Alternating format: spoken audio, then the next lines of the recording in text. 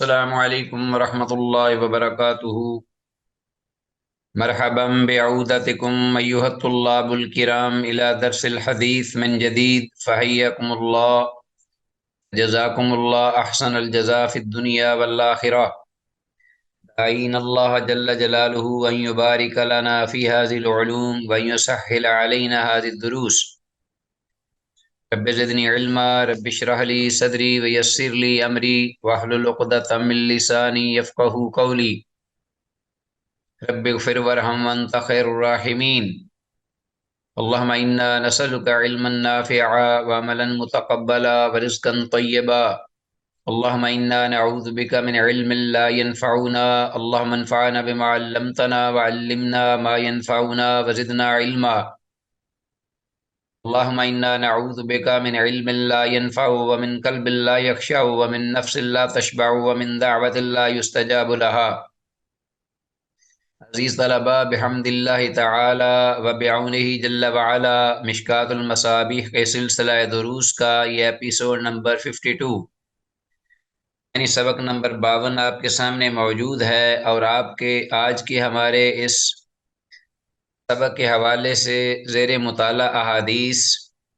2611 سے 2622 یہ ہمارے پاس احادیث موجود ہیں، زیر مطالعہ ہیں، اور ہم حسب معمول احادیث کے ترجمے پر فوکس رکھتے ہوئے قابل وضاحت عبارات یا الفاظ ان کی قدر وضاحت بھی کریں گے بفضل اللہ تعالی، اور اسی طرح حدیث کی اسنادی حیثیت کی بھی ضرورت پڑنے پر نشاندہی کی جائے گی۔ وما توفیقنا الا باللہ۔ باتیں ہیں کتاب المناسک کے اس بڑے وسیع و عریض چیپٹر کے ضمن میں جو احادیث جو ابواب آ رہے ہیں اور ان کے ضمن میں جو احادیث ذکر ہوئی ہیں، اس سلسلے میں یہ کہوں گا کہ رشتہ سبق کے حوالے سے بھی آپ کو یاد ہوگا کہ ہمارے زیر مطالعہ جو احادیث تھیں وہ اس باب کے تحت تھیں کہ عرفات اور مزدلفہ میں وقوف کے بعد واپس مینا کی طرف آنا 10 ذی الحج کو، اور اس دن جو 4 اعمال ہیں ان کو سر انجام دینا، اس سلسلے میں یہ احادیث تھیں۔ تو آج کا سبق جو ہے وہ بھی انہی احادیث پر تقریباً مشتمل ہے۔ 2011 یہ ہمارے پاس پہلی حدیث ہے۔ وان جابر رضی اللہ تعالیٰ عنہ، سیدنا جابر رضی اللہ عنہ سے یہ روایت مروی ہے، کہتے ہیں افاض النبی صلی اللہ علیہ وسلم من جمع، اللہ کے نبی صلی اللہ علیہ وسلم واپس پلٹے من جمع، مزدلفہ سے، اللہ کے نبی صلی اللہ علیہ وسلم واپس لوٹے مزدلفہ سے، من جمع وعلیہ سکینہ، تو اس حال میں کہ آپ پر اطمینان اور سکون کی کیفیت تھی۔ وَأَمَرَهُمْ بِالسَّكِينَةِ، اور آپ نے ان یعنی صحابہ کرام رضوان اللہ علیہم اجمعین کو بھی حکم فرمایا سکون اور اطمینان کے ساتھ چلنے کا۔ وَأَوْضَعَ فِي وَادِي مُحَصِّرٍ، اور جب آپ نے اپنا وَأَوْضَعَ فِي وَادِي مُحَصِّرٍ، وادی محصر میں آنے پر آپ تیز چلے، یعنی آپ ذرا تیز ہو گئے۔ وَأَوْضَعَ فِي وَادِي مُحَصِّرٍ وَأَمَرَهُمْ، اور وادی محصر میں نے پہلے ذکر کیا تھا کہ یہ وہ جگہ ہے کہ جہاں اصحاب الفیل آئے تھے اور اللہ پاک نے ابابیلوں سے ان کو تہس نہس کر دیا تھا۔ وَأَمَرَهُمْ، اور آپ نے ان کو حکم فرمایا یعنی صحابہ دیگر جتنے بھی تھے رضوان اللہ علیہ مجمعین، ان یرمو، وہ رمی کریں، کنکر ماریں، بمثل حصل حذفی، اور بمثل حصل حذفی، کہ انگلی پر رکھ کر ماری جانے والی کنکری جو ہے اس کی مقدار کے ساتھ، اس جیسی کنکریوں کے ساتھ، بمثل حصل حذفی۔ تو حصا الحصات الخزف مراد ہے ایسی چھوٹی کنکری جو کہ چنے کے برابر اس کی جسامت ہو اور وہ آسانی سے پورے پر یا انگلی پر رکھ کر اس کو پھینکا جا سکتا ہے۔ وقال، اور آپ نے فرمایا لعلی، شاید کہ میں، لا اراکم، نہ دیکھ پاؤں تم کو، بعد عامی ھذا، اس سال کے بعد۔ آپ صلی اللہ علیہ وسلم نے یہ بتا دیا کہ جو رمی جمار کے سلسلے میں جو کنکر ہوں گے وہ ان کی جسامت کیا ہوگی، اس کے ساتھ ہی آپ نے یہ بھی ایک اشارہ فرما دیا اس بات کی طرف، شاید آئندہ سال اس حج کے بعد میں نہ ملوں یا دیکھ پاؤں۔ اس کا تذکرہ آپ نے وہ خطبے میں بھی کیا تھا، جو آپ خطبے دیتے رہے مینا میں اور عرفات میں۔ لم اجد هذا الحدیث فی الصحیحین الا فی جامع الترمذی۔ تو صاحب جو مصنف رحمہ اللہ ہیں، انہوں نے یہ حدیث ذکر کر کے بعد میں یہ کہا ہے، میں اس حدیث کو نہیں پا سکا صحیحین میں یعنی بخاری اور مسلم میں، الا فی جامع ترمذی، سوائے جامع ترمذی کے، کہ اس کے اندر یہ حدیث موجود ہے، مع تقدیم و تاخیر، قدر تقدیم و تاخیر کے ساتھ، یعنی اس ترتیب کے ساتھ وہاں بھی نہیں۔ بہرحال یہ حدیث غالباً میں نے پہلے پڑھی بھی ہے، ذکر بھی کی ہے، مجھے ایسے یاد ہے، بات نہیں کہ ہم دوبارہ اس کو ہم رپیٹ کر چکے ہیں۔ 2611 تو حدیث میں افاد النبی صلی اللہ علیہ وسلم من جمع، ان کو انڈر لائن کیجئے، نبی مکرم صلی اللہ علیہ وسلم مزدلفہ سے واپس جب تشریف لائے یا پلٹے۔ آتے ہیں عزیز طلبہ نیکسٹ حدیث کی جانب۔ الفصل الثانی، کتاب المناسک ہی ہے، اور اس میں جو باب ہے وہی ہے عرفات اور مزدلفہ سے واپسی کا بیان حج کے دوران۔ عرفہ الحج عرفہ ہے اصل حج کا بڑا رکن، اور مزدلفہ میں مبیت مزدلفہ اسے کہتے ہیں، رات گزارنا، صرف رات گزارنا، اور صبح مشعر الحرام پہاڑی کے پاس جا کر دعائیں کرنا، اور سورج نکلنے سے پہلے انسان کا جو ہے وہ وہاں سے اپنا نکلنا۔ فصل الثانی، دوسری فصل ہے 2612، یہ حدیث آئی ہے محمد بن قیس بن مخرمہ تھا، محمد بن قیس بن مخرمہ رحمہ اللہ سے جی 2612۔ محمد بن قیس بن مخرمہ رضی اللہ تعالیٰ عنہ سے یہ روایت ہے، قال، وہ کہتے ہیں، خطب رسول اللہ صلی اللہ علیہ وسلم، کہ رسول اللہ صلی اللہ علیہ وسلم نے خطبہ ارشاد فرمایا، فقال، تو آپ نے فرمایا، ان اہل الجاہلیت، بے شک اہل جاہلیت، یعنی جاہلیت کے جو لوگ تھے اسلامک پیریڈ، وہ کیا کرتے تھے، کانو کہ یدفعون، واپس پلٹتے، ان من عرفات، عرفات سے واپس آتے، ہی نہ تکون الشمس، جس وقت کے سورج ہوتا، کا انہا امائم الرجال، گویا کہ وہ لوگوں کی پگڑیوں، فی وجوہہم، گویا کا انہا امائم الرجال فی وجوہہم، گویا کہ وہ جو لوگوں کی پگڑیاں جو ہیں ان کے چہروں پہ ہوں، قبل ان تغرب، اس سے پہلے کہ وہ سورج غروب ہو، سورج غروب ہونے کے وقت، گویا کہ حین تکون الشمس، جس وقت کے سورج ہو غروب ہونے کے وقت، یعنی قبل ان تغرب، اس سے پہلے کہ غروب ہو، گویا کہ وہ ایسے جیسے کہ لوگوں کے چہروں پر ان کی پگڑیاں ہوتی ہیں، جیسے لوگوں کے چہروں پر پگڑیاں ہوتی ہیں نا، لوگوں کے چہروں پر یعنی کچھ حصہ ڈھکا ہوتا ہے اور کچھ ننگا ہوتا ہے، اسی طرح بالکل جو ہے سورج جو ہے وہ غروب ہونے کے وقت اس کی کیفیت ہوتی ہے۔ تو جاہلیت جو ہیں وہ اس وقت اپنا واپس پلٹتے تھے۔ کیا مطلب اس کا؟ مطلب یہ کہ ابھی پورا غروب نہیں ہونے دیتے تھے، اور اس کا کنارہ ساتھ نیچے لگتا، تو یا آدھا اس کے اندر غروب ہوتے ہوئے آدھی ٹکیا اوپر ہوتی ہے آدھی نیچے، تو جس طرح بعض لوگ جو ہیں آپ دیکھتے ہیں پگڑیاں باندھے ہوتے ہیں، اور ان کی پگڑیوں کے آدھے چہرے یا آنکھوں پر آئی ہوتی ہیں، اور چہرہ جو ہے وہ ننگا ہوتا ہے، تو اس طریقے سے اس انداز سے سورج جب ہوتا تو لوگ جو ہے وہ عرفات سے نکلتے، شام کے وقت، شام نہیں ہونے دیتے تھے، مطلب غروب ہونے سے پہلے پہلے وہ نکل آتے۔ ومن المزدلفہ تھے، اور مزدلفہ سے کیا ان کے پلٹنے کا انداز ہوتا تھا اہل جاہلیت کا، بعد ان تطلع الشمس، اس سے پہلے کہ سورج طلوع ہو، حین تکون کانہا امائم الرجال فی وجوہہم، ایسے کہ جیسے گویا کہ لوگوں کی پگڑیاں ان کے چہروں پر ہوں، سورج طلوع ہونے سے پہلے، نا سورج طلوع ہونے کے بعد، بعد ان تطلع الشمس، سورج طلوع ہونے کے بعد، جس وقت کے سورج جو ہے وہ طلوع ہو رہا ہے، اور وہ بھی بالکل ابھی اس کا کنارہ لگا ہوا ہے اس کے ساتھ نیچے، پورا طلوع نہیں ہوا، اس کی بھی کیفیت اسی طرح ہوتی، پورا نہ طلوع ہوا ہے نہ چھپا ہوا ہے۔ لوگ جو ہیں وہ مزدلفہ کو چھوڑتے، کون؟ اہل جاہلیت کا۔ یہ عجیب عجیب انداز تھا کہ اس وقت بھی غلطی کرتے اور اس وقت بھی غلطی کرتے۔ اس وقت چاہیے تھا کہ وہ سورج غروب ہونے کے بعد وہ جو ہے وہ نکلیں، سورج غروب ہونے کے بعد، اور اس وقت چاہیے تھا کہ وہ سورج جو ہے وہ طلوع ہونے سے پہلے پہلے وہ جو ہے مشعر الحرام چھوڑ دیں۔ اب رسول اللہ صلی اللہ علیہ وسلم نے یہ ان کی بات بیان فرما کر اگر یہ فرمایا وَإِنَّا لَا نَدْفَعُ مِنْ عَرَفَاتَ، اور بے شک ہم لا ندفع نہیں پلٹیں گے، نہیں لوٹیں گے، من عرفات، عرفات میدان سے، عرفات کے میدان سے، حتیٰ تغرب الشمس، یہاں تک کہ سورج پورا مکمل غروب نہ ہو جائے۔ بات ہم نے پہلے بھی ذکر کی کہ یہ ایک موقع ہے ایسا کہ جس میں جو ہے اپنا عرفات سے نکلتے ہوئے اور مزدلفہ جاتے ہوئے رسول اللہ صلی اللہ علیہ وسلم کا جو عمل ہے اس پر عمل ہونا چاہیے، اور اس وہاں نماز نہیں پڑھنی چاہیے مغرب کی، اگرچہ نماز کا ٹائم ہو جاتا ہے سورج غروب ہونے پر، لیکن آپ نے اس کو جمع کیا ہے مزدلفہ جا کر عشاء کے ساتھ۔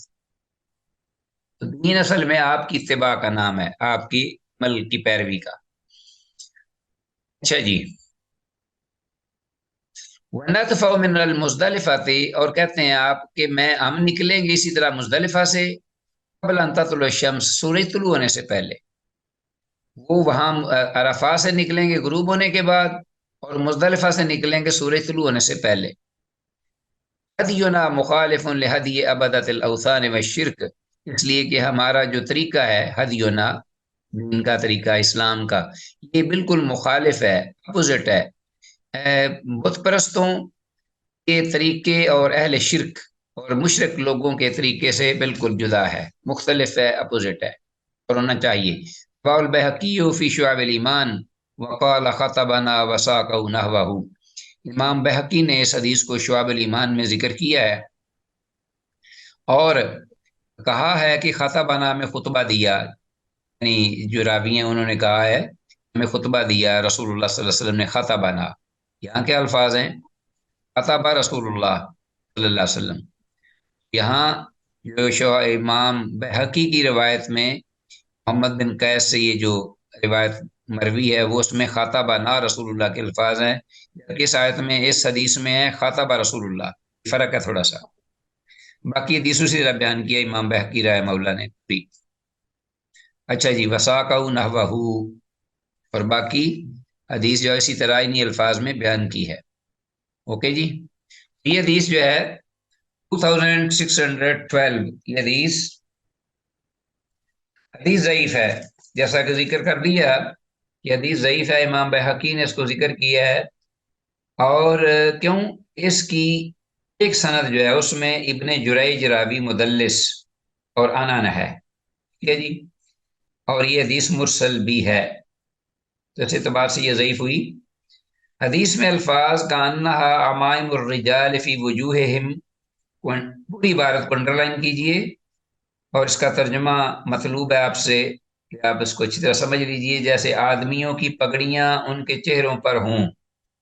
مطلب یہ کہ آدھا آفتاب اندر اور آدھا باہر ہوتا تھا،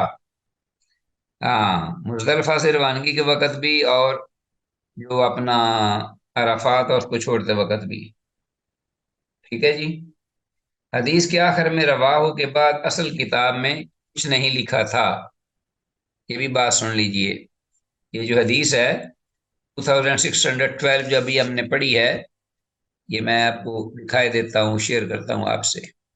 اور ہم نے شروع میں یہ بات ذکر کی تھی کہ کبھی کبھی مؤلف رحمہ اللہ جو ہیں وہ قوسین میں خالی جگہ چھوڑ دیں گے، حدیث کے کا مخرج ذکر نہیں کریں گے۔ یہ جو روایت البیہقی فی شعب الایمان وقال خطبنا وساقہ نحوہ، یہ یہاں ذکر نہیں تھا اور جگہ چھوڑی ہوئی تھی، ٹھیک ہے جی، کچھ نہیں لکھا تھا۔ اور امام جدری رحمہ اللہ نے حاشیہ میں یہ عبارت لکھ دی البیہقی وقال خطبنا وساقہ نحوہ، امام جزری جو ہے انہوں نے اس کو فل اپ کیا۔ واللہ اعلم بالصواب، 2613 کی طرف آ جائیے ذرا، اللہ کی توفیق سے وان ابن عباس، عبداللہ بن عباس رضی اللہ عنہما سے یہ روایت ہے، قال وہ کہتے ہیں قدمنا رسول اللہ صلی اللہ علیہ وسلم لیلۃ المزدلفہ تھا، اللہ اکبر، ہمیں مزدلفہ کی رات لیلۃ المزدلفہ رسول اللہ صلی اللہ علیہ وسلم نے پہلے بھیج دیا، قدمنا غیلمۃ بنی عبد المطلب علی حمرات، عبد المطلب قبیلے کے جو بنو عبد المطلب جو بچے تھے، ان کے بچوں کے ساتھ اغیلما، غلمان سے اغیلما یعنی چھوٹے بچے، اغیلما غلمان غلام، غلمان اغیلما چھوٹے بچوں، یعنی اب بنی عبد المطلب کے چھوٹے بچوں کے ہمراہ مزدلفہ کی رات قدمنا رسول اللہ صلی اللہ علیہ وسلم، ہمیں بھیج دیا اللہ کے رسول صلی اللہ علیہ وسلم نے، حمرات، ہاں جی، گدھوں پر بٹھا کر، حمرات حمار کی جمع، حمار، فجعل یلطح افغاظنا، تو اللہ کے رسول رخصت کرتے وقت ہمیں لگے، شروع ہوئے سبحان اللہ، یلطح مارنے لگے، تھپانے لگے، افغاظنا ہماری رانوں پر اپنا دست مبارک، یلطح فاخذ ان کی جمع افغاز، افغاظنا ہماری رانوں پر، وہ یقول اور فرما رہے تھے او بنیا، اصل میں تھا یا بنیا، اصل میں یہ بھی کہا جا سکتا ہے او بنیا، او میرے بچوں، لا ترموا الجمرتا، جمرہ کو رمی نہ کرنا، حتی تطلع الشمس، یہاں تک کہ سورج طلوع ہو جائے، یہ پہلا دن ہے 10، ذہن میں رکھیے گا ترتیب، 10 ذی الحج کو، 10 ذی الحجہ کا دن ہے، اور پہلا کام یہ ہے سویرے سویرے مزدلفہ سے، بچوں کے لیے جواز تھا کہ پہلے بھی چلے جائیں فجر سے پہلے، کہ دوسرے جو نارمل اور مرد تھے ان کو چاہیے تھا، جیسے کہ آپ نے اپنا عمل فرمایا، مشر الحرام میں جا کر فجر کے بعد نماز فجر ادا کی اور دعائیں کی، اور قبیل طلوع الشمس، سورج طلوع ہونے سے قدرے پہلے آپ وہاں سے نکلے۔ اچھا جی، آپ نے یہ بچوں کو ترغیب دی، اور جو اس میں شامل تھے ان میں عبداللہ بن عباس رضی اللہ عنہما کہتے ہیں میں بھی تھا، مجھے اللہ کے رسول نے ان بچوں کے ساتھ بھیجا، کیونکہ بڑے بھی ایک دو ساتھ بھیجنے چاہیے تاکہ ان بچوں کی حفاظت کریں، ان کی نگہداشت اور ان کی نگرانی رکھیں۔ آپ نے ان کی پنڈلیوں کو، یعنی ہماری پنڈلیوں کو ہم تھپاتے تھے پیار سے اور کہتے تھے کہ اے بچوں، جمرے پر رمی نہیں کرنا یہاں تک کہ سورج طلوع ہو جائے، یہ پہلے دن کی ہے 10ویں ذی الحج کو، جمرہ عقبہ، بڑا جمرہ جو ہے جو مکہ کے قریب ہے۔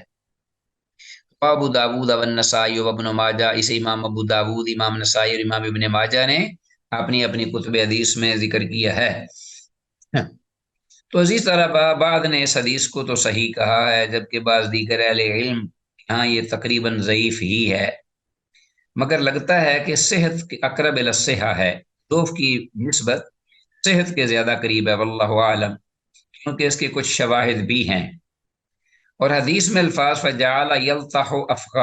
افغاثنا، یہ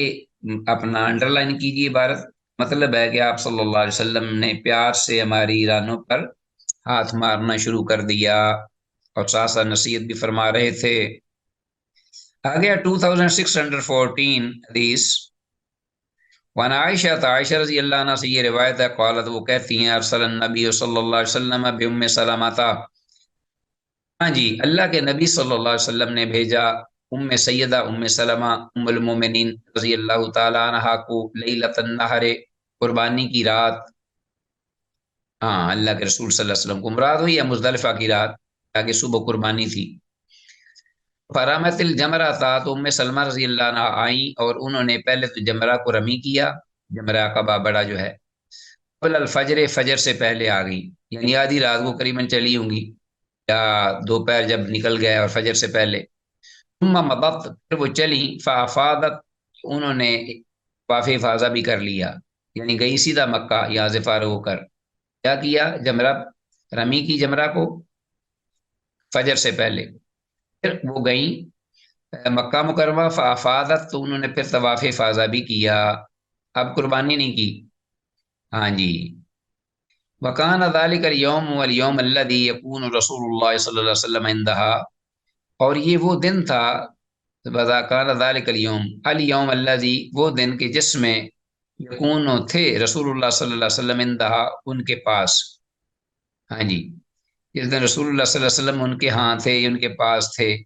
یعنی باریاں بھی تھی نا، راستے میں سفر میں بھی باریاں ہوتی ہوں گی۔ عائشہ رضی اللہ عنہ بیان کر رہی ہیں کہ اس وقت اس دن رسول اللہ صلی اللہ علیہ وسلم کے ساتھ ان کی باری تھی، ان کے ہمراہ رہنے کی۔ رواہ ابو داود، ایسے امام ابو داود نے روایت کیا ہے 2614، حدیث اعلیٰ کی سند صحیح ہے۔ یہ معلوم ہوا اس حدیث سے کہ عورتوں اور بچوں یا بیمار بوڑھوں اور معذوروں کے لیے یہ جائز ہے کہ وہ یوم النحر کو، 10 ذی الحج کو، جمرہ العقبہ کو سورج طلوع ہونے سے پہلے بھی اپنا رمی کر سکتے ہیں۔ اللہ کی طرف سے آسانی اور سہولت ہے جو کہ آدمی شرعی عذر رکھتا ہے۔ اب بیمار بھی ہو سکتا ہے، بڑا جوان وہ بھی جا سکتا ہے، عورتیں بھی جا سکتی ہیں۔ کتاب المناسک آگے آ گیا۔ وانی بن عباس، عبداللہ بن عباس رضی اللہ عنہ سے یہ روایت ہے، قالا، کہتے ہیں یلبی المقیم و المعتمر حتی یستلم الحجر، ہاں جی، یلبی تلبیہ کہتا رہتا تھا، المقیم، مقیم یعنی جو مکے کا رہنے والا، مقیم ہے اقامت رکھنے والا، المعتمر یا باہر سے آنے والا، عمرہ کرنے والا آدمی جو کہ مکے کا نہیں، وہ بھی عمرہ کرنے والا، حتیٰ اس وقت تک تلبیہ پڑھتے یہاں تک کہ یستعلم الحجرہ، حجرہ حجر اسود کو وہ چھو لیں، چھونے تک یا بوسہ دینے تک وہ تلبیہ کرتے رہتے۔ تو معلوم ہوا کہ اپنے میقات سے جو احرام باندھنے والا شخص ہے، حج کے لیے باندھے یا عمرے کے لیے، تو پہلا طواف سیدھا وہ آئے مکہ میں، اور تلبیہ پکارتے ہوئے جو ہی بیت اللہ شریف کا جو ہے وہ نظارہ کرے مسجد الحرام میں، اس وقت اپنا تلبیہ موقوف کر دے، حجر اسود سے وہ آ کر پہلے استلام کرے، بوسہ اگر دے سکتا ہے تو بوسہ دے، اور اپنا جو طواف ہے وہ شروع کر دے اور تلبیہ ختم کر دے، باقی اس کے بعد دیگر ذکر اذکار شروع کر دے، دعائیں شروع کر دے۔ رواہ ابو داود، امام ابو داود نے اس کو روایت کیا ہے، وقالا ورویہ موقوفا علی ابن عباس، اور یہ بھی فرمایا کہ یہ عبداللہ بن عباس رضی اللہ عنہما سے یہ حدیث جو ہے یہ موقوف روایت کی گئی ہے بھی موقوف ہی، قالا یلبی المقیم، خود عبداللہ بن عباس رضی اللہ عنہما کا یہ قول ہے، ان کا یہ فرمان ہے۔ 2615 یہ حدیث اور اس کی سند مرفوعاً تو ضعیف ہی ہے، کہ موقوف صحیح ہے عبداللہ بن عباس سے۔ مکی شخص جو مکہ میں رہنے والا اور عمرہ کرنے والا، خواہ وہ باہر کا ہو، خواہ وہ مکی ہو یا آفاقی یعنی باہر کا، جب حجر اسود کو چھو لے یا بوسہ دے لے تو تلبیہ کو موقوف کر دے، جیسا کہ حج کرنے والا جمرہ عقبہ پر تلبیہ کہنا بند کر دے گا، وہ بھی ہم نے پچھلی حدیث میں بھی پڑھا ہے۔ مرفوع حدیث کی سند میں، مرفوع حدیث جو ہے اس سے جو عبداللہ بن عباس رضی اللہ عنہ کی جو کہ ضعیف ہے، اس کو ضعیف کیوں کہا گیا؟ کہ ابن ابی لیلہ جو راوی ہے وہ کثیر الوہم ہے، اس میں ابن ابی لیلہ اس کی سند میں آیا ہے مرفوع حدیث میں، خصوصاً جب یہ عطا سے روایت کرے تو بہت زیادہ خطا کا ارتکاب بھی کرتا ہے، یہ کثیر الوہم ابن ابی لیلہ، اس لیے یہ مرفوع اس کا ہونا ضعیف ہے، جبکہ موقوف ہونا صحیح ہے، واللہ عالم۔ الفصل الثالث، تیسری فصل آ گئی ہے کتاب المناسک کی، اور اس کی پہلی حدیث ہمارے پاس ہے، وان یعقوب ابن عاصم ابن عروہ، ہاں جی، یعقوب بن عاصم بن عروہ، ہاں جی سے یہ روایت ہے، انہ سامع الشریدہ، کہ بے شک انہوں نے رحمہ اللہ نے یہ روایت کی، انہ اصول نے سنا شرید رضی اللہ تعالیٰ عنہ سے، یقول کہتے ہوئے، شرید رضی اللہ عنہ جو صحابی ہیں وہ کہہ رہے تھے کہ یا افضت مع رسول اللہ صلی اللہ علیہ وسلم، میں اپنا واپس پلٹا رسول اللہ صلی اللہ علیہ وسلم کے ساتھ واپس لوٹا، اما مست قدماہ الارض، نہیں چھوئے آپ صلی اللہ علیہ وسلم کے دونوں پاؤں مبارک جو ہیں انہوں نے زمین کو نہیں چھوا، یعنی واپس پلٹنے میں عرفات سے مزدلفہ کی جانب، حتیٰ عطا جمعہ، یہاں تک کہ آپ مزدلفہ تشریف لے آئے۔ رواہ ابو داود، اسے امام ابو داود نے روایت کیا ہے۔ تو 2616 یہ حدیث صحیح ہے، سند کے اعتبار سے صحیح ہے، اور حدیث میں الفاظ اما مست قدماہ الارض کا مفہوم یہی ہے، یعنی آپ صلی اللہ علیہ وسلم عرفات سے مزدلفہ تک سواری پر آئے۔ اگر آج کسی کو سواری میسر ہو تو وہ بالکل یہ سارا سفر جو ہے وہ طے کر سکتا ہے سفاری پر، ایسی بھی سواری ہو، آج کی لیٹسٹ سواری بھی ہوتی ہے، ٹرین وغیرہ بھی چل پڑی ہے، اور اسی طرح تو ضرورت پڑنے پر آدمی اگر کوئی مجبور ہے تو وہ وجر اپنا طواف بھی سواری پر کر سکتا ہے، اسی طرح سعی بین صفا والمروہ بھی، جیسا کہ ہم نے پہلے پڑھا ہے۔ جابر رضی اللہ عنہ کی ہم نے حدیث پڑھ لی ہے 2618، یہ صحیح مسلم کی حدیث ہے اور صحیح ہے، اور آگے ہمارے پاس ہے 2619، وان ہو جابر رضی اللہ تعالیٰ عنہ سے ہی یہ روایت ہے، قالا کہتے ہیں رہی تو رسول اللہ صلی اللہ علیہ وسلم کہ میں نے رسول اللہ صلی اللہ علیہ وسلم کو دیکھا، رمل جمرہ تھا، آپ نے جمرہ کو رمی کی، بمثل حصل خزفی، یعنی ایک چنے کے برابر جو اپنا ہوتا ہے نا، چنے کے دانے کے برابر اس کی مقدار میں جو کنکری ہے، اس بمثل حصل خزف، یعنی وہ آسانی سے جو اپنا کسی انگلی پر رکھ کر اپنا اس کو چلایا جائے تو وہ آسانی سے پھینکی جا سکتی ہو، بمثل حصا الخزف، انگلی پر رکھ کر یا چٹکی کے ساتھ جیسے کہ لکھا ہوا ہے بمثل حصا الخزف، یعنی مراد یہی ہے کہ اتنا اس کی جسامت ہو جتنی کہ چنے کے برابر ہوتی ہے، اگر بڑی بھی ہو جائے ذرا کوئی حرج نہیں۔ بہرحال یہ کنکریاں کوشش یہی کرنی چاہیے کہ ہلکی ہوں، چھوٹی ہوں، اور آسانی سے اپنے ٹارگٹ تک آدمی جو ہے وہ اس کو مار سکے۔ 2619 حدیث بمثل حصل خزف کا مطلب چٹکی میں لے کر چلائی جانے والی کنکری کے مقدار کے یا جسامت کے برابر، تو کنکریاں قریب قریب یعنی ایک تو چنے کے برابر بھی یا مٹر کے برابر بھی ہو سکتی ہیں، اور حکمت اس میں یہی ہے کہ بسا اوقات جوش میں بڑی کنکری سے دوسرے کو نقصان پہنچنے کا خدشہ ہوتا ہے، تو ایسے مناظر بھی دیکھنے میں کو ملتے ہیں کہ لوگ اس کو شیطان سمجھتے ہیں کہ ہم شیطان کو کنکری مار رہے ہیں یا پتھر مار رہے ہیں، اور اپنے غیظ و غضب کا وہ عالم دکھاتے ہیں دوسرے لوگوں کو بھی، اور زیادہ غصے میں آ جاتے ہیں وہاں۔ اور ایک کو تو میں نے دیکھا جناب خود کہ وہ اپنا جو ہے نا چھتر وہ اتار کے تو مار رہا ہے اس کو، تو بڑی ہنسی آئی، ایک نے جناب بہت بڑا پتھر اٹھا لیا اور شیطان کو گالیاں دینے لگ پڑا، حالانکہ یہ جہالت ہے اس بات کی، کہیں بھی مجھے ابھی تک لفظ نظر نہیں ہے شیطان کا، اس کے لیے رمی جمار ہی ہوتا ہے، جمار جمرات کا لفظ آیا حدیث شریعت میں، تو بڑے بڑے جو پڑھے لکھے ہیں وہ بھی اس کا نام، اس کا ترجمہ یہی کہتے ہیں شیطان کو کنکر مارنا۔ شیطان کہاں ہوتا ہے وہاں؟ شیطان کو تو تکلیف ہوتی ہے اس طریقے سے جو کہ اللہ اس کے رسول کا بتایا ہوا ہے، کیونکہ یہ جمرات جو ہیں جیسا کہ حدیث میں آگے شاید آئے گا بھی کہ یہ اللہ پاک نے اس کو مشروع فرمایا ہے اللہ اپنے ذکر کے لیے، جیسے رسول اللہ صلی اللہ علیہ وسلم نے یہ بات فرمائی کہ یہ رمی جمار یہ اللہ کے ذکر کے لیے ہے، تو ہم جناب کوئی اور ہی چیز سمجھ کر اس کو سمجھتے ہیں کہ یہاں شیطان بیٹھا ہوا ہے اور اس کو جناب جتنا مارو گے اتنا جو اللہ راضی ہوگا، جہالت ہے یہ، حالانکہ بالکل چھوٹی کنکری مٹر کے دانے کے برابر ہو یا چنے کے دانے کے برابر۔ اچھا جی، وعن ہو جابر رضی اللہ عنہ سے یہ روایت ہے کہ رما رسول اللہ صلی اللہ علیہ وسلم الجمرۃ یوم النحر، کہ رسول اللہ صلی اللہ علیہ وسلم نے رمی کی جمرہ کو کہاں؟ یوم النحر، قربانی کے دن، دوحن، دوحا یعنی چاشت کے وقت، تو یہ سنت طریقہ ہے کہ چاشت کے وقت سورج نکلنے کے بعد ظہر سے پہلے پہلے، سورج ڈلنے سے پہلے پہلے یہ آدمی جو ہے رمی کرے، کس دن؟ 10 ذی الحج کو، بڑے جمرہ میں۔ واما بعد ذالک، اور جہاں تک تعلق ہے بعد کے دنوں کی رمی کے بارے میں جو تینوں کو ماری جائیں گی، فاذا زالت الشمس، اس وقت یہ رمی ہوگی جب سورج غروب ہو جائے، زائل ہو جائے، یعنی ڈال جائے جب سورج۔ متفق علیہ، یہ متفق علیہ حدیث ہے، روایت صحیح ہے بالکل، یہی طریقہ ہونا چاہیے سنت،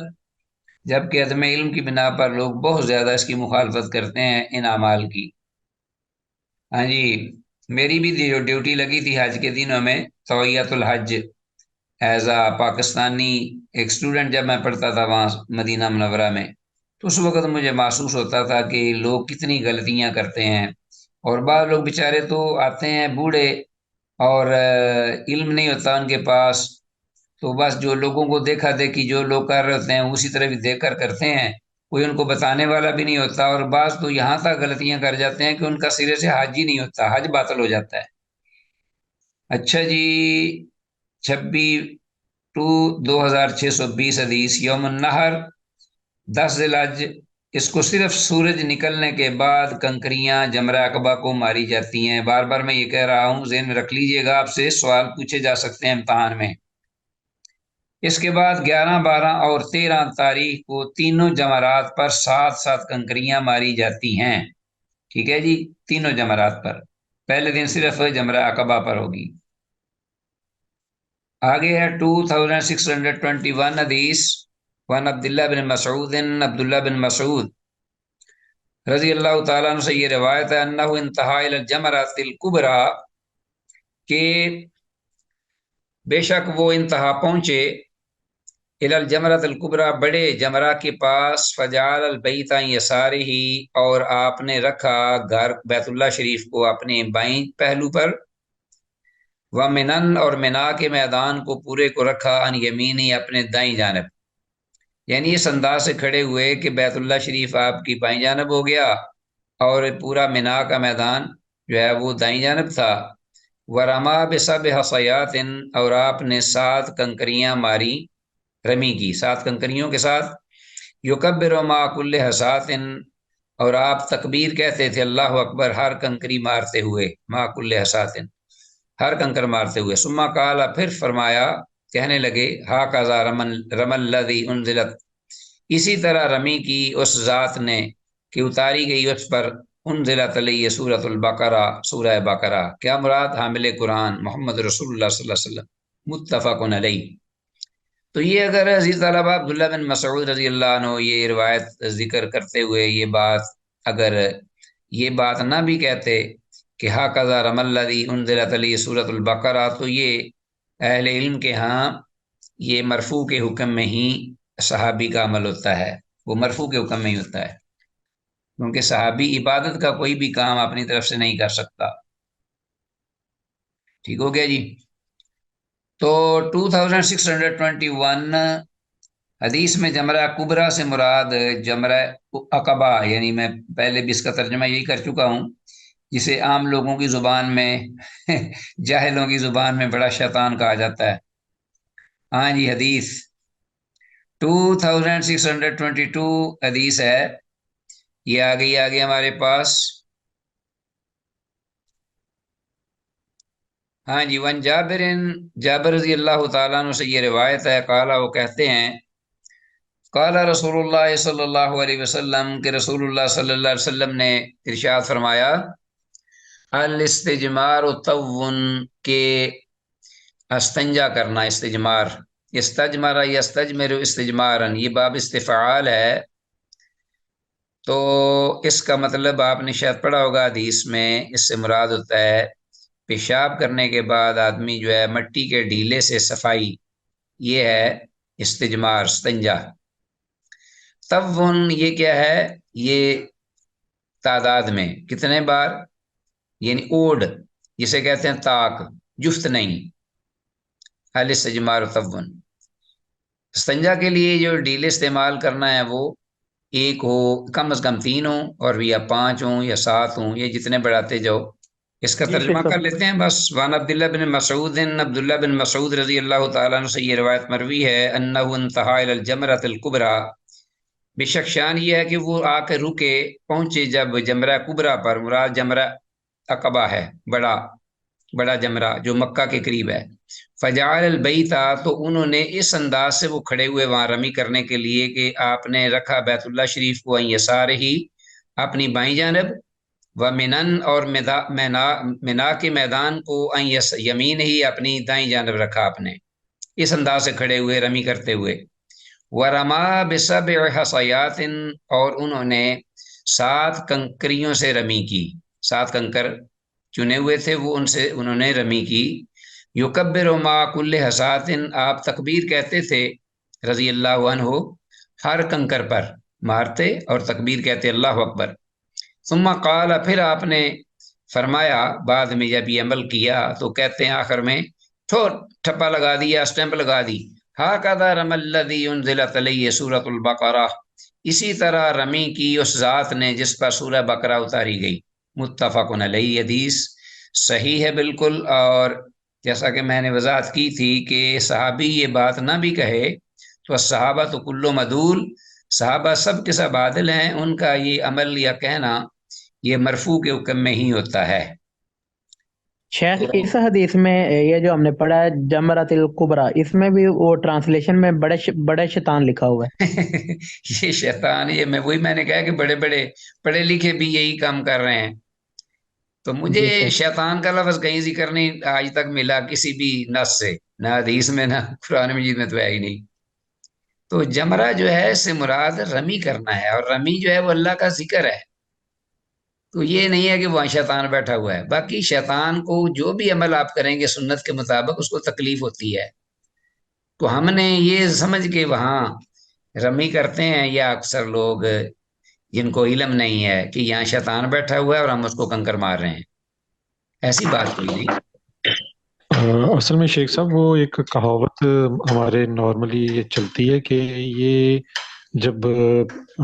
شاید حضرت ابراہیم علیہ السلام جی جب جی انہوں نے کرنا تھا حضرت اسماعیل کو، تو شیطان نے انہیں روکا تھا. جی تو جی ان جگہوں کے شیطان نے، یہ ایک عام جو ہے یہ ہمارے ایک کہاوت چلتی ہے، تو اس کی وجہ سے شاید لوگوں کے ذہن میں ہے کہ یہ شیطانوں بالکل کی بالکل. وہ ایک سمبل ہے. یا